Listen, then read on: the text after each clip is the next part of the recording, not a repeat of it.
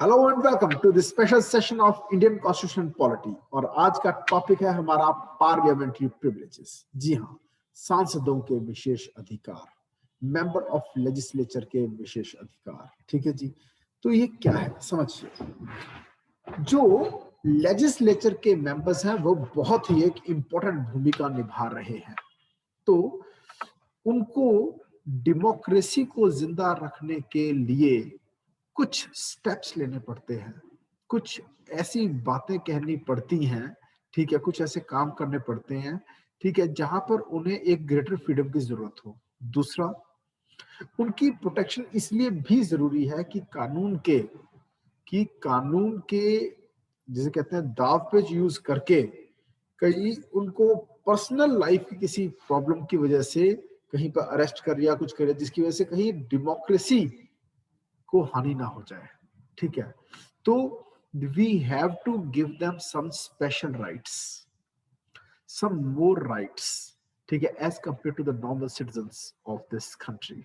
Okay, because they are not one man, they are representing thousands or sometimes lakhs or sometimes crores even। ठीक है, जैसे चंडीगढ़ का example लें, चंडीगढ़ से एक लोकसभा सांसद है। ठीक है, अब चंडीगढ़ की जो आबादी है लगभग 15-20 लाख की, उसको रिप्रेजेंट एक लेडी कर रही है, किरण खेर, इन लोकसभा। तो वो एक लेडी जो कि इतने लोगों का मत वहां रख रही है, उसको कुछ स्पेशल राइट्स दिए गए हैं। ठीक है, क्यों? वो वन ह्यूमन बीइंग नहीं काउंट होनी चाहिए वहां पर, वो क्या काउंट होनी चाहिए? Representative of lakhs of people. तो इसको मद्देनजर रखते हुए इंग्लैंड के कॉन्स्टिट्यूशन से हमने आइडिया लेकर हमने क्या किया, हमने बनाया एक चैप्टर ऑफ पार्लियामेंट्री प्रिविलेजेस, सांसदों के विशेष अधिकार, जो कि हम दो पार्ट्स में स्टडी करते हैं, those enjoyed collectively and those enjoyed individually। जैसे लोकसभा के कुछ प्रिविलेजेस हैं, राज्यसभा के कुछ प्रिविलेजेस हैं, ये हो गए enjoyed collectively, not enjoyed by one person, one individual, but enjoyed by a house। ठीक है, और those enjoyed individually, जो हर मेंबर इंजॉय करता है। अब इंजॉयड इंडिविजुअली आगे फर्दर 3 तरह के होते हैं, वो अभी थोड़ी देर में आपको पता चलेगा। ठीक है, पहले हम इसके बेसिक्स करते हैं। ठीक है, तो let me take you to the notes where more details shall be there. ठीक है, in front of you is the topic of parliamentary privileges. मतलब क्या है, पहले तो इस चीज को समझिए। स्पेशल राइट्स या फिर कुछ इम्यूनिटीज, कुछ विशेष अधिकार या फिर कुछ इम्यूनिटीज, कुछ एग्जेम्पशंस मिली हुई है। किनको मिली हुई है? The two houses of parliament और उनकी कमिटीज और उसके मेंबर्स। ठीक है, ये जरूरी है। उसकी यूटिलिटी क्या है, फायदा क्या है? They are necessary in order to secure the independence and effectiveness of their actions, ताकि अच्छे से काम कर सके। दूसरा, बिना इन प्रिविलेजेस के ये हाउसेस जो हैं ना तो अथॉरिटी मेंटेन कर पाएंगे, ना डिग्निटी मेंटेन कर पाएंगे, ना ही ऑनर मेंटेन कर पाएंगे, और ना ही काम का सही तरह सुचारू रूप से होता रहे, उसके लिए जो ऑब्स्ट्रक्शंस बीच में आ सकते हैं उनको रोक पाएंगे। ठीक है, nor can protect their members from any obstruction in the discharge of the duties, their responsibilities, जो पार्लियामेंट्री ड्यूटीज हैं।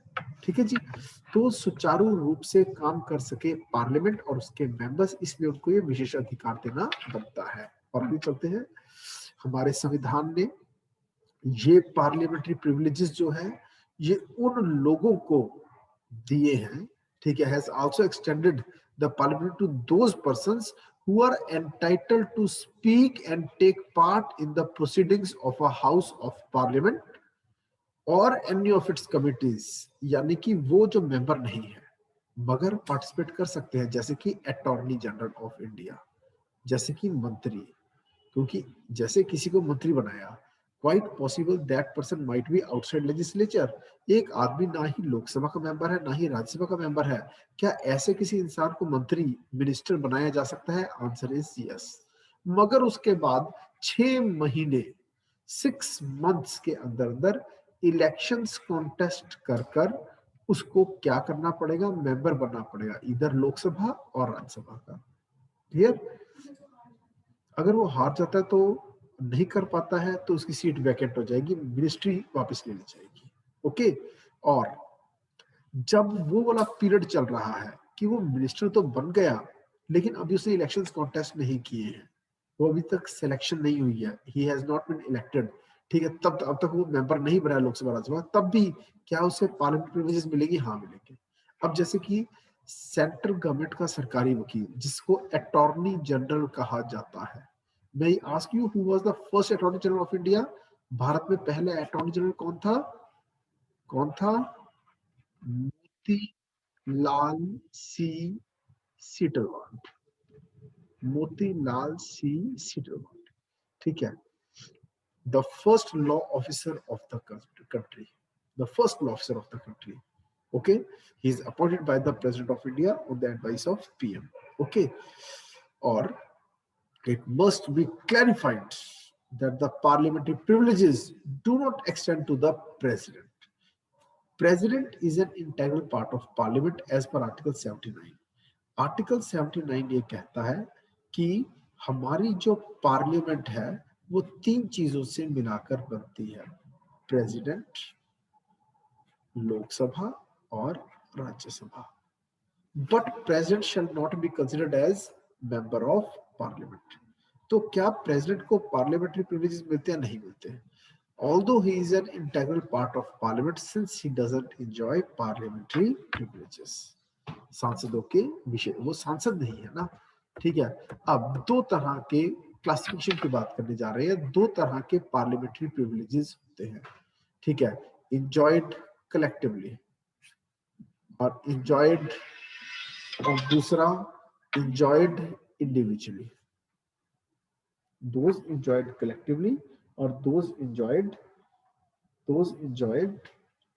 इंडिविजुअली, ठीक है जी। और आगे चलते हैं हम। सबसे पहले हम स्टडी करेंगे कलेक्टिवली इंजॉयड पार्लियामेंट्री प्रिविलेजेस। करें स्टार्ट। ये देखिए, the privileges belonging to each house of parliament collectively कौन कौन से हैं? पहला, जो काम हुआ है पार्लियामेंट में वो रिपोर्ट्स वगैरह जो है उनको पब्लिश करना है या नहीं करना है।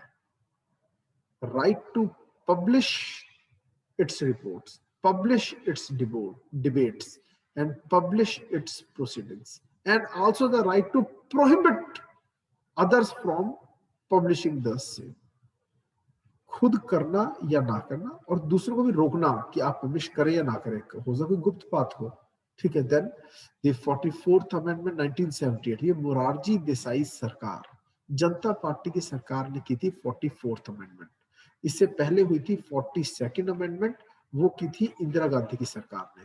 इंदिरा गांधी की सरकार ने नेशनल इमरजेंसी उस समय लगा रखी थी जो कि 1975 से 1977 तक चली थी, और ये 42nd अमेंडमेंट को मिनी कॉन्स्टिट्यूशन भी कहते हैं, और ये 1976 में आई थी, और इसकी कई बातों को उलट कर दिया था 44th अमेंडमेंट में जनता पार्टी की सरकार, पीएम मोरारजी देसाई ने। The 44th Amendment restored the freedom of the press to publish true reports of parliamentary proceedings. जहां पर ये रूल बना कि हाँ, पार्लियामेंट चाहे तो रोक सकती है अपनी डिबेट्स, अपनी प्रोसीडिंग्स पब्लिश करने से, तो 44th अमेंडमेंट ने कहा मीडिया छाप सकता है अगर कोई बात सच है तो। Publish true reports of parliament proceedings without prior permission of the house, but this is not applicable in the case of a secret sitting of the house. हाँ, मीडिया छाप सकता है जो हुआ है लेजिस्लेचर में, पार्लियामेंट में, लेकिन अगर कोई सीक्रेट सिटिंग हुई है तो उसको छापने का अधिकार मीडिया को भी नहीं है। यानी पार्लियामेंट के पास जो राइट है स्टॉप करने का, प्रोहिबिट करने का, वो इंटैक्ट है। समझ में आया? रोक सकते हैं। देन स्ट्रेंजर्स को एक्सक्लूड करने का राइट प्रोसीडिंग्स में से है, ठीक है, और सीक्रेट सिटिंग्स करने का अधिकार। कोई इंपॉर्टेंट मैटर है, इंटरनेशनल अफेयर से रिलेटेड होते हैं ज्यादातर, या फिर डिफेंस से रिलेटेड होते हैं, ये नाजुक मामले हैं, या फिर जहां पर कम्युनल हार्मनी बनाए रखने से रिलेटेड कुछ होता है, तो वहां पर सीक्रेट सिटिंग्स कर सकते हैं। It can make rules to regulate its own procedure and the conduct of its businesses and to educate upon such matters. हम काम कैसे करेंगे, पार्लियामेंट काम कैसे करेगी, इसको लेकर भी लॉ बनाने का अधिकार है।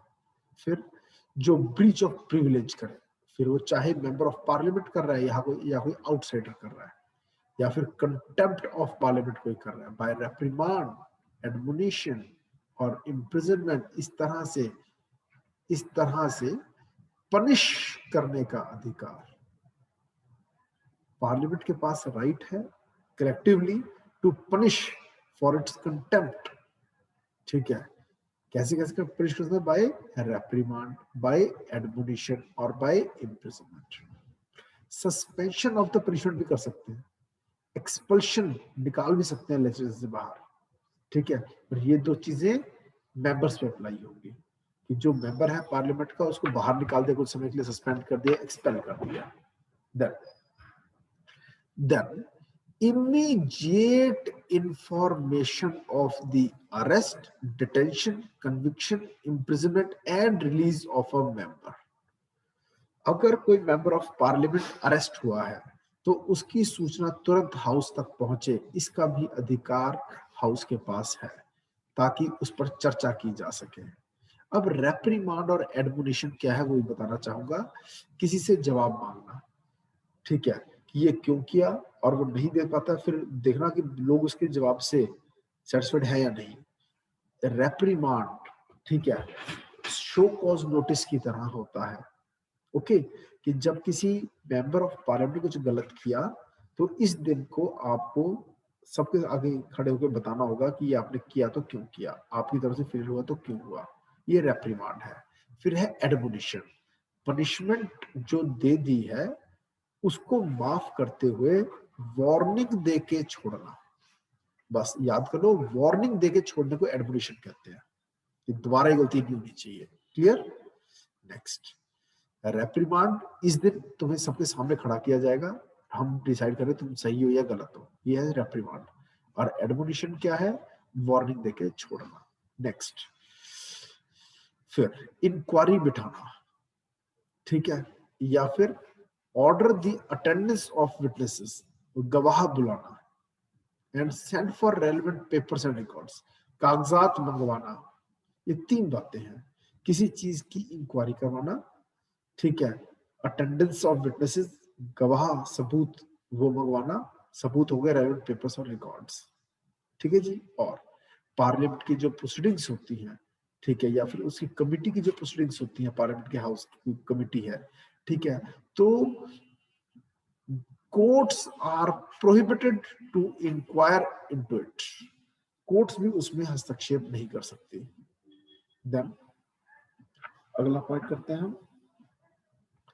अब चाहे मेंबर हो या आउटसाइडर हो, चाहे मेंबर हो या आउटसाइडर हो, ठीक है, नो मेंबर, चाहे वो मेंबर या outsider, can be arrested and no legal process can be served within the precincts of the house without the permission of the presiding officer. अगर कोई बाहर का आदमी, जैसे अटॉर्नी जनरल है, उसको अरेस्ट करना है, क्या उसको लोकसभा के अंदर बिना परमिशन अरेस्ट किया जा सकता है? नहीं। अगर किसी का अरेस्ट होना है, फिर चाहे मेंबर का अरेस्ट होना है चाहे आउटसाइडर का होना है, अगर विद इन द प्रेसिंक्ट्स यानी with in the boundary walls of the Lok Sabha और ऑफ राज्यसभा है, तो प्रेसिडिंग ऑफिसर से पनिशमेंट लेनी होगी। ये है those parliamentary privileges that are enjoyed collectively। ठीक है जी। इसका अगला सेशन हम लगाएंगे those parliamentary privileges that are enjoyed individually, जो कि तीन प्रकार के होते हैं, ठीक है, freedom from arrest, freedom of speech and freedom from jury service. ये अगला सेशन हम इस पर लगाएंगे। आज के सेशन को हम यही समाप्त करने जा रहे हैं।